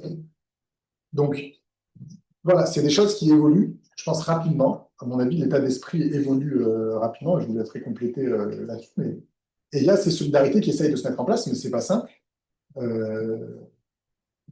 Et c'est assez récent. Il y a un autre exemple peut-être, je parlais tout à l'heure de l'Association nationale des maires des stations navales. Oui, on est en train de réfléchir, ils sont en train de réfléchir au sujet d'un prélèvement fiscal qui s'appelle le FPIC, qui a vocation à être payé par les territoires riches et dirigé vers les territoires qui en ont le plus besoin, en particulier Montpellier et Marseille, qui sont les gros consommateurs de cette fiscalité. Et la demande aujourd'hui de la NMSM, c'est qu'une partie et au moins la moitié de ce qui est prélevé sur les territoires de montagne reste dans les territoires de montagne, justement en direction des stations, en direction des territoires qui en ont le plus besoin, pour qu'on soit capable d'organiser une solidarité sur nos territoires, plutôt que ça aille à des communautés de communes ou à des communes. C'est un exemple aussi de solidarité qu'on aimerait mettre en place. Juste encore un autre exemple de solidarité financière. Nous, la régie fait 1 million d'euros de chiffre d'affaires. On est quand même un peu en dessous, le champ russe. Pour autant, elle génère à peu près 6 millions d'euros de retombées économiques juste sur le territoire de la vallée de l'Arvoisonne, 3 communes. La loi aujourd'hui veut qu'une régie des remontées mécaniques, elle doit s'équilibrer. C'est pas un service d'intérêt général, c'est un service public, mais d'intérêt économique et commercial. Donc, ça doit s'équilibrer par les ventes de forfaits. D'où, dans nombreux territoires, les seules subventions qui sont possibles, elles sont essentiellement liées à de l'investissement.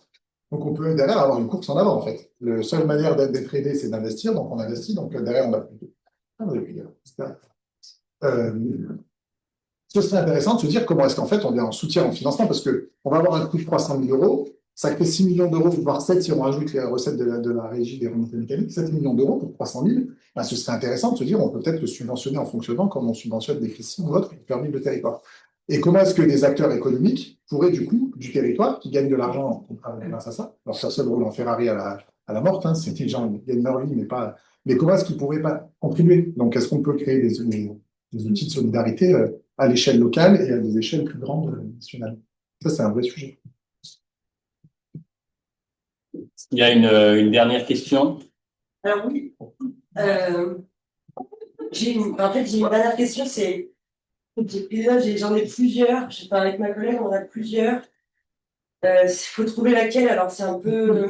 C'est qu'on est arrivé à 17h30, et on a faut observer. Alors, du coup, peut-être que ce qui serait plus simple, si vous êtes d'accord, hein, c'est que plutôt qu'on vous pose 1000 questions pour une part, On a dit ça.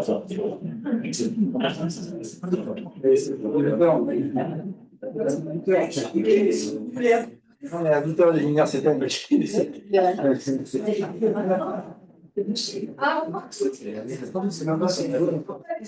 qu'est-ce qu'on a compris, ça vous me direz... Ah, merci. Ah, c'est super. J'ai pas Merci de m'arriver. Oui. Ouais. Super. Vous voyez, on va pas du tout me faire. C'est vraiment ce qu'on a l'impression d'être dans une salle de concert.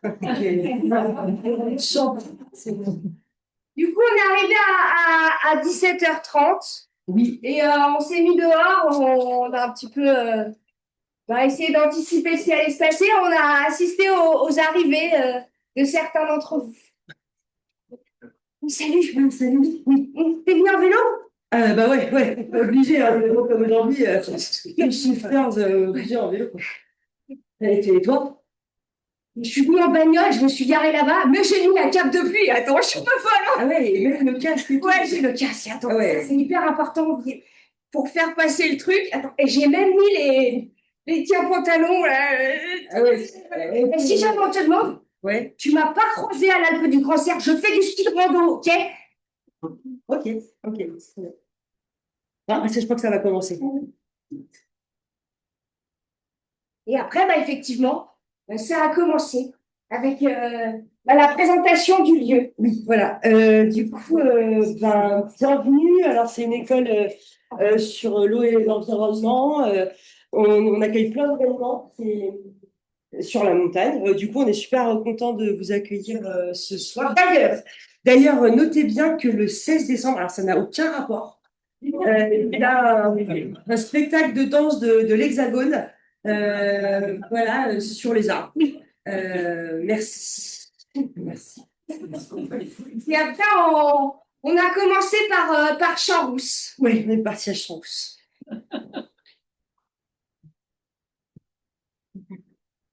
Attention, on arrive. Attention.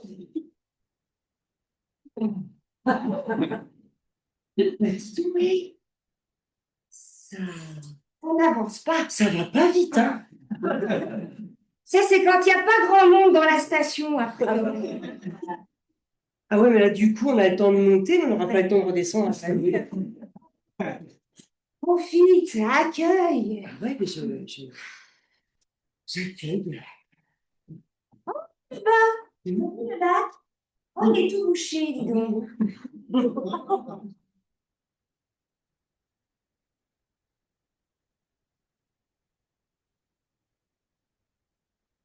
Mais des nouveaux après-ski? Oui, j'ai vachement hésité. Ouais. J'ai hésité, ouais, j'ai hésité entre des tout-ski ou des hors-neige. Ah bah moi, j'ai mis des hors-neige, moi. Ouais. Moi, j'ai pris des après-ski, c'est plus classique. C'est vrai, c'est magnifique. À Lyon, ils sont très après-ski. Ils ont fait une conférence sur l'après-ski. C'est vrai. Ouais. J'y étais, c'était super. Ouais. T'as vu la piscine? Une piscine. Et à côté, C'est une patinoire. et à côté, du lancer de hache. Mais dis donc, Ah, là-bas, c'est ça se c'est développe. pas un remontant, ça Ça va, va, c'est c'est vite. un acrobranche. Oh, il y avait un grand 8. Et alors, oh, c'est du parapente. Oui, c'est ça. Voilà. Ouais, mais dis donc, si on fait le compte, il y a au moins 40 activités à faire Ouais. du ski là. Oh là là, c'est beau, j'adore. Regarde la retenue collinaire là-bas. Oh là là. Magnifique. C'est beau, hein. Ouais. Ouais. C'est beau. Dis donc, tu sais qu'en fait, on a l'impression que c'est tout ici, mais c'est rien. Ah bon? Non, c'est que 5% du territoire. Le reste, 95 autres pourcents, il y a des ours, il y a des épines, il n'y a pas de lumière, ça caille. C'est nul. Ah ouais. Horrible. Ah. D'ailleurs, ce qui est nul aussi, tu sais, c'est la pluie. Ah oui, ça c'est nul. La neige, c'est bien, on peut se projeter un peu la pluie. Bah, c'est froid, mais c'est bien. Ça mouille. Alors que la pluie, ça mouille juste.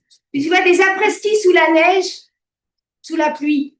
Qu'est-ce que je veux dire? Des après-ski sous la pluie, non? Il faudra des hors-neige. Il n'a pas pris des bonnes Et chaussures. oui, moi, alors que moi, j'ai pourrais, mais j'aime pas la pluie. Moi, s'il y a de la pluie, je rentre pas. Ouais. Moi, je viens pas d'ailleurs. Et dis donc, le monsieur ne vient pas nous traiter de gros connards de touristes, là? Si, mais tu sais, il faut rester courtois, dans le respect. Merci, monsieur. Merci. J'ai l'impression qu'il nous a menacé de son fusil là. Eh ben, ça tombe bien, on arrive. Ah, il n'a pas enlevé la barrière. C'est automatique, maintenant ça s'enlève tout seul. Ils vont investir dans des trucs incroyables. Il fait tout à l'économie. Hein. Voilà, et puis après, on a continué nos aventures avec un rendez-vous. Oui, parce qu'on a développé une certaine addiction avec tout ça. Des problèmes. Ouais, beaucoup de problèmes. Bonjour. C'est à moi. Je vous en prie. C'est installez- divan? Oui, allez-y. C'est étrange. Oui, c'est un grand divan. On m'a dit que vous étiez la meilleure thérapeute, Oui. enfin psychothérapeute, C'est pour psychologue. ça, oui. J'ai investi dans un divan qui prend 95% de mon. Oui. Ben voilà, je vais me relever, je suis pas bien. Ah bon? C'est trop. Je viens vous voir parce que j'ai une dépendance à la neige. Ah mince! Ah oui, alors ça c'est. J'ai perdu 50%, enfin 70% de mes cheveux et de mes revenus. Ah oui. Horrible. Mais quand vous dites de la neige, vous pensez à de la neige, bon, de la neige ou de la neige AOC? Appellation d'origine contrôlée, je veux dire, c'est de la pure, c'est. Je suis dépendante au. Enfin, ça correspond quand même à. Oui. Enfin, c'est quoi que c'est? Eh ben, en fait, c'est quatre, c'est tous mes emplois, Ouais. tout y passe, ouais, quoi. tout y passe. Et puis la montagne, vous savez, c'est pointure.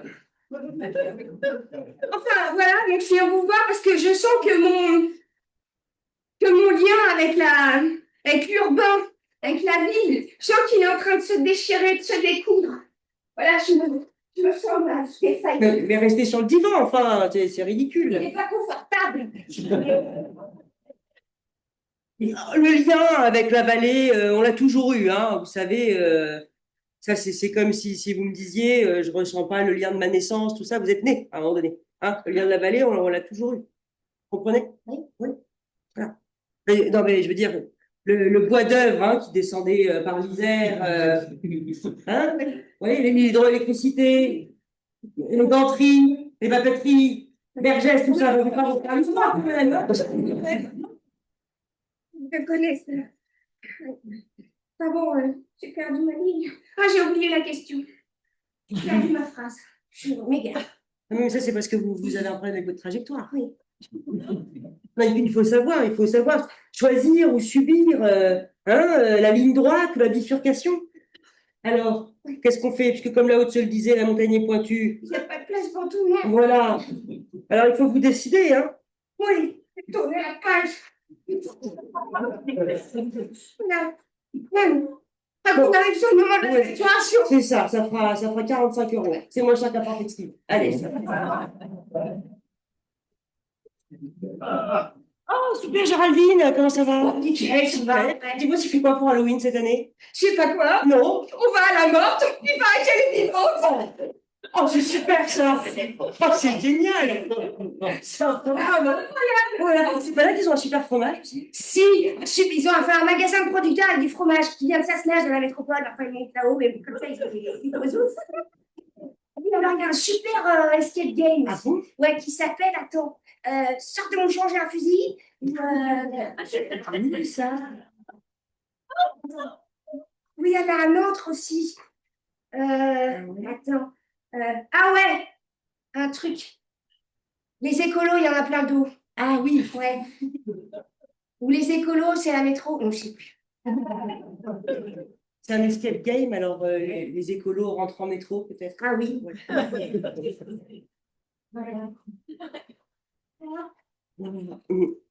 Et après aussi, on avait préparé quelque chose. Enfin, en fait, avant, on avait préparé. Oui, avant. Oui, parce que du coup. Le seul truc qu'on a préparé avant de venir, dans la voiture, c'est musical, accrochez-vous. Accrochons-nous, hein. Alors, c'est pas ce que ça va donner, c'était entre deux feux rouges, hein. Inspiré des fois par la radio, comme ça. Alors, je vais faire l'intro. Cool. Ta ta ta ta ta ta ta ta ta ta ta ta ta ta ta.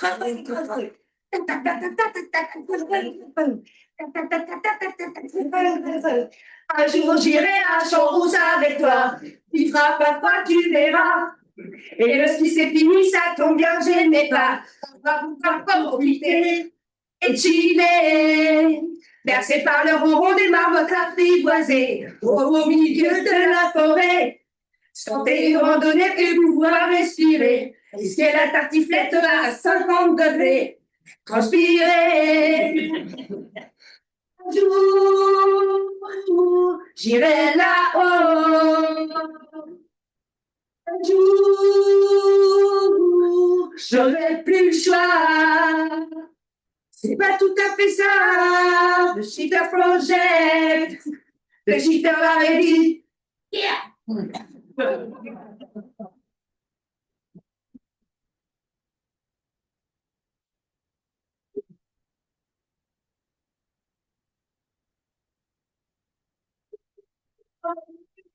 Interprétation de la soirée, alors je sais pas si on a bien tout compris. Mais je pense qu'on pourra en discuter après autour d'un propos convivial. Tout ça, c'est super. De la lumière. Avec de la lumière. La soirée de Shifters, nous, en fait, on fait beaucoup une compagnie qui s'appelle la Compagnie Impact. Vous aviez pour vous sur scène ce soir Marion.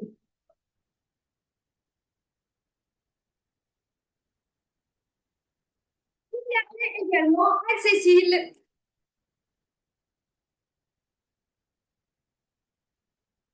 Si jamais vous avez passé un bon moment avec nous, au cas où vous n'avez rien à faire le 20 décembre, à 18h à la basse-cour, on joue avec deux de nos acolytes un spectacle qui s'appelle Au suivant. C'est de l'improvisation, alors on ne peut pas vous dire ce qui se passera parce qu'on n'en sait rien. Mais nous, on a hâte d'y être. On serait très heureux de vous y voir. Merci beaucoup.